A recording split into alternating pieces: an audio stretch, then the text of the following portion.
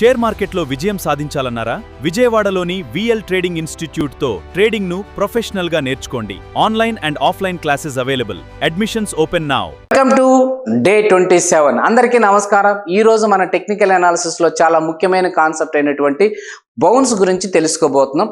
Bounce అంటే price కి ఒక ముఖ్యమైన సపోర్టు లేదా రెసిస్టెన్స్ లెవెల్ని తాకిన తర్వాత స్ట్రాంగ్ రియాక్షన్ ఇవ్వటం, మళ్ళీ అది ఇవ్వటం అండ్ రీటెస్ట్. అండ్ సింపుల్గా చెప్పాలంటే రెసిస్టెన్స్ వద్ద బౌన్స్ లేదా రిజెక్షన్ అయితే ప్రైస్ కిందకి వస్తుంది. ఇది మార్కెట్లో బయ్యర్స్ మరియు సెల్లర్స్ యొక్క బలాన్ని చూపించే ముఖ్యమైన సిగ్నల్ అండి. మార్కెట్లో బయ్యర్స్ మరియు సెల్లర్స్ యొక్క బలాన్ని చూపించే ముఖ్యమైన సిగ్నల్ మనకిది. బౌన్స్ని సరిగ్గా గుర్తిస్తే చాలా మంచి ట్రేడింగ్ ఆపర్చునిటీస్ మనం పొందవచ్చు. చాలా మంచి ట్రేడింగ్ ఆపర్చునిటీస్ పొందవచ్చు. గుర్తుపెట్టుకోండి, బౌన్స్ ఫార్మేషన్ అంటే ఇప్పుడు బౌన్స్ ఎలా ఏర్పడుతుందో చూద్దాం ఒక్కసారి. మొదట ప్రైస్ ఒక ముఖ్యమైన లెవెల్ దగ్గరికి వస్తుంది, ఓకేనా, ఒక ప్లేస్ దగ్గరికి వస్తుంది. వచ్చినప్పుడు ఈ లెవెల్ని టచ్ చేసిన తర్వాత రిజెక్షన్ క్యాండిల్ ఏర్పడుతుంది. ఎప్పుడైతే ఈ క్యాండిల్ బయ్యర్స్ లేదా సెల్లర్స్ ఎంట్రీని సూచిస్తుందో దాని తర్వాత ప్రైస్ వేగంగా ఒక డైరెక్షన్లో మూవ్ అవుతుందండి. ఇప్పుడు మీరు అబ్జర్వ్ చేసినట్లయితే ఈ ప్లేస్లో చూడండి, సో ఇక్కడ దాకా వచ్చింది, మళ్ళీ పైకి. సో ఈ స్ట్రాంగ్ రియాక్షన్ అనేది బౌన్స్ అంటారండి. బౌన్స్ ఎంత బలంగా ఉంటే ఆ లెవెల్ అంత స్ట్రాంగ్గా పరిగణించబడుతుంది. దీని యొక్క సైకాలజీ ఏంటంటే, మీరు సపోర్ట్ దగ్గర బయ్యర్స్ తమ పొజిషన్ని డిఫైన్ చేస్తారు. వారికి ఆ ప్రైస్ అట్రాక్టివ్గా కనిపిస్తుంది, దీంతో డిమాండ్ పెరుగుతుంది. అదేవిధంగా రెసిస్టెన్స్ దగ్గర సెల్లర్స్ పొజిషన్ను డిఫైన్ చేస్తారు.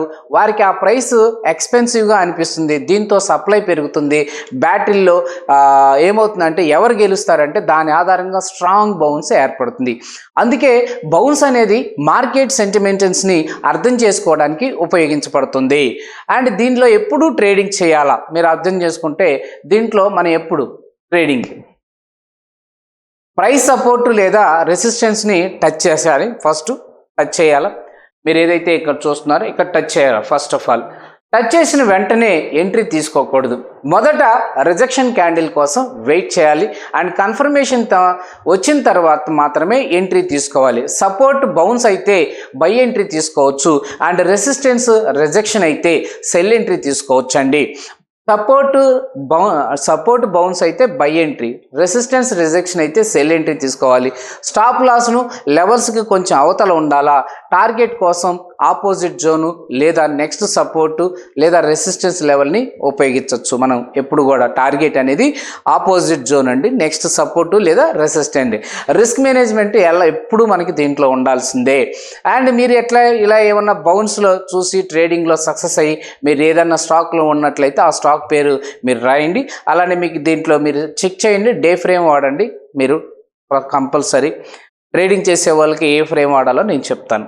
ఓకే, నెక్స్ట్ క్లాస్లో మళ్ళీ కలుద్దాం. Thank you very much. Video నచ్చినట్లయితే కంపల్సరీ లైక్ చేయండి, షేర్ చేయండి.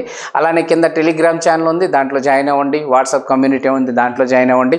అండ్ ఆల్సో మీకు వచ్చేసరికి ఓవరాల్గా మీరు అకౌంట్ ఓపెన్ చేయకపోతే ఇది కింద అయితే రెఫరల్ లింక్ ఇచ్చాను, దాని ద్వారా